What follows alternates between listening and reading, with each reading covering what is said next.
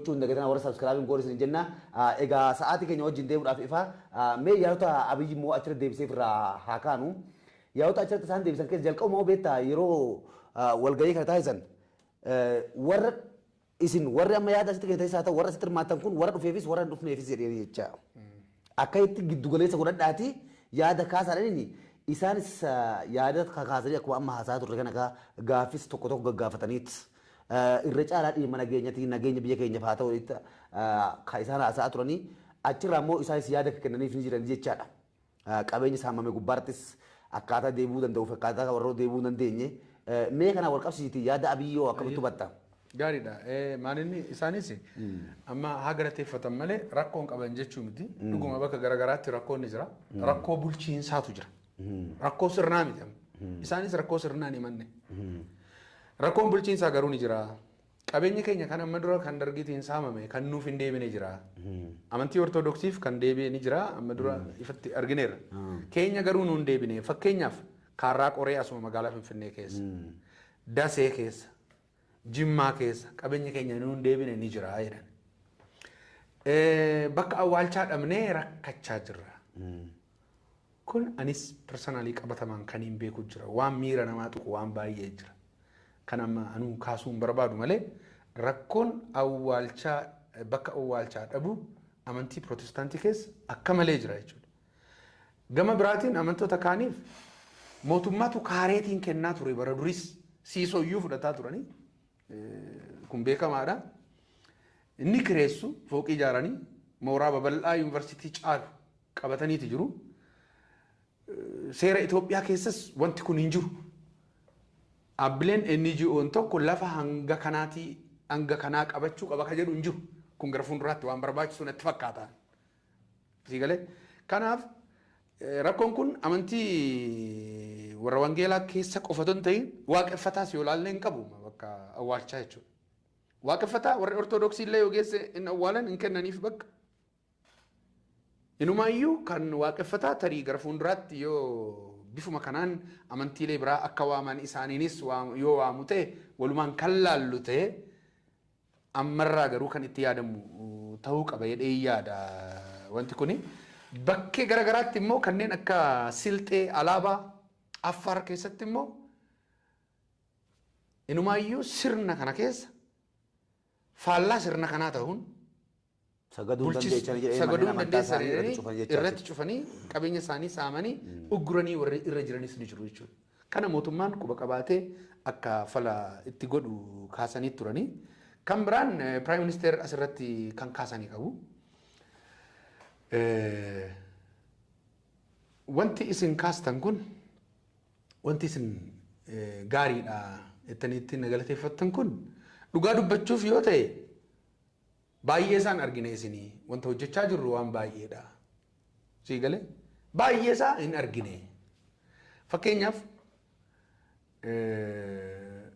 oolmaa daa'immanii irratti tarkaanfii guddaa fi bal'aa mootummaan adeeme kaasanii akka fakkeenyaatti tuqaa turan jechuudha. Kanaafuu wanti amma isin argitan kun maayiner waan xiqqaadha. Wanta nuti hojjenne keessaa tarii waggaa 4 waggaa 5 keessatti immoo gara fuulduraatti magaalaan Finfinnee magaalaa guddoo Afrikaanii taati. Magaalaa akka Afrikaatti magaalota jiran keessaa magaalota guddaa jedhamtee kan waamamtu keessaa tokko taati jedhanii kaasaniiru. Kaan lafaaf gibira hogguus hin gaafatan roorroon dhageessisinaa. Gibira kaffaluun dirqama hunda keessaniitii kan jedhuun goolabanii. Egaa mee walumaa galatti amma qophiin keenyas gara xumuraa jira waan ta'eef xumura irratti rakkoon nageenya biyya kanaa walumaa galatti cuunfitee hoggaa laaltu maddi isaa maddi rakkoo nageenya kanaa maal itti ilaaltameeti? Galatoome. Rakkoon biyya kana keessatti jiru akka hubannoo kiyyatti tokkoffaan rakkoo foobiyaatu jira. Foobiyaa akkuma fakkeenyaaf sabaaf saboota simachuu irratti warri finxaalii rakkoo qabu miti akkuma beeknu jechuudha. Federaalizimii kana akka malee jiru. Federaalizimiitti nama nan. Eeyyee. Federaalizimii kanatti hin amananii miti. Amantaa irratti illee akkasuma rakkoo qabu. Jarri kun. Amantaalee haaraa kan isaan beekaniitii ala amantaa biraa waan jiru ittiin fakkaatu. Kun immoo foobiyaadha. Foobiyaa. Sirrii illee ittiin fakkaatu. Akka biraatti niiw foobiyaa qabu beektaa? Niiw foobiyaa qabu. Amma fakkeenyaaf faranjoonni biyya alaarraa yeroo gara biyya kanaatti dhufan waan haaraa tokko naannoo kibbaa dhaqanii yookiin oromiyaa dhaqanii akkaataa uffannaa namaa jireenya namaa yogguu ilaalan itti gammadanii suuraa kaafatanii yoo barbaadan biizinesii ittiin hojjetatanii. Ittiin hojjetanii yooti. Keenya waan haaraa tasmaa. Si galee maaliif jennaan akkaataan uffannaas kama inni beeku. Afaan namootaa kama inni beeku. Amantiin kan inni beeku qofa kan itti fakkaatutu baay'ata. Isaan kun immoo finxaaleeyyii jedhaman. Kanaaf kun eeyye finxaaleeyyiin kuni niiw foobiyaa waan haaraa takka simachuuf qophaa'aa miti. Sammuun isaanii dhaggeeffachuufuu qophaa'aa miti. Akkuma amma sabaaf sablammii biyya kanaa simachuuf nu rakkisan sammuun ofiif rakkatu dura baay'isuu ofiif simachuu rakkatu. Amantii namootaallee kabajuuf ni rakkatu.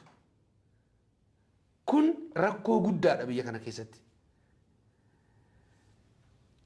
Akka biraatiin rakkoo kana keessa hogguu seenan namni tokko ofiif yoo rakkoo nageenyaa qabaate keessisaa namaafis nagaan kennu. Ani waama rakkoota afarsaa oolas. Waama rakkooti afarsaa oolas. Nagaa waan hin qabneef nagaa booressuutti bobba'a. Dura ofiif jeeqama. Ofiif ega jeeqamee booda jeequmsa kaasa.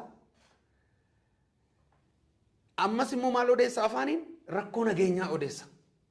Look, ani kaniin reefu kaasuu barbaade gubbaatti amma ati carraa kennite galatoomi wanniin kaasuu barbaade maali? Jireenyi qaala'ee kan jedhan biizinesii gurguddaa biyya kanaa qabatee kan jiru eenyu? Carraa sirni darbe mijeesseefin fooqii gaarii kan qabu eenyu? Mana bareedaa keessa kan jiraatu eenyu? Konkolaataa bareedaa kan oofu eenyu? Sii galee? Lafa babbareedaa qabatee adda duree bakka biizinesii gurguddaa kan ekspoortii impoortii keessa kan jiru Meerii Taayims Itoophiyaa kan gaggeessu eenyu? Sii galee? Jaruma san dinagdeen ammallee kan jiru harka isaaniiti. Sirnuma Minilik dhaabeen dinagdeen biyya kana harka isaanii irra jirti.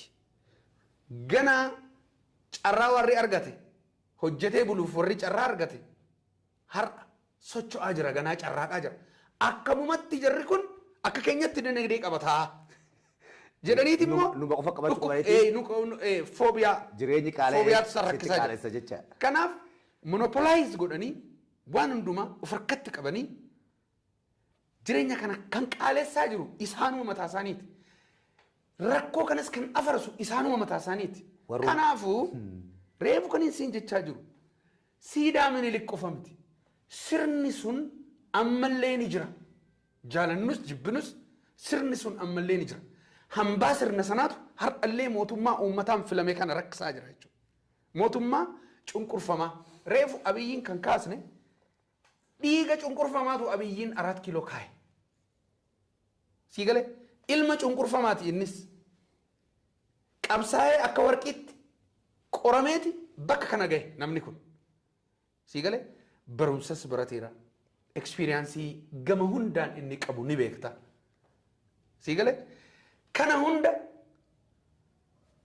saba isaaf kenne nama hojjetaa jiru gufuutti ta'aa jiru jechuudha. Amma sirni amma jiru kun sirna uummataati. Sirna qabsoo cunqurfamaatiin utubamee as ga'e jechuudha. Kanaaf sii galee hambaan sirna sanaa immoo sirna Minilik immoo ammaa jiraachuu isaa kan beektu holola isaan afarsan kanarraa beekta. Sii galee mootummaa cunqurfamaa uummataa kana jibbuurraay holola kana irratti gaggeessu jechuudha. Kanaaf paasteroonni sun abbootiin amantaa warra wangeelaa kuni isa kana lallabuun hankeenya miti. Nuti waa'ee nagaa haa labsinuudha.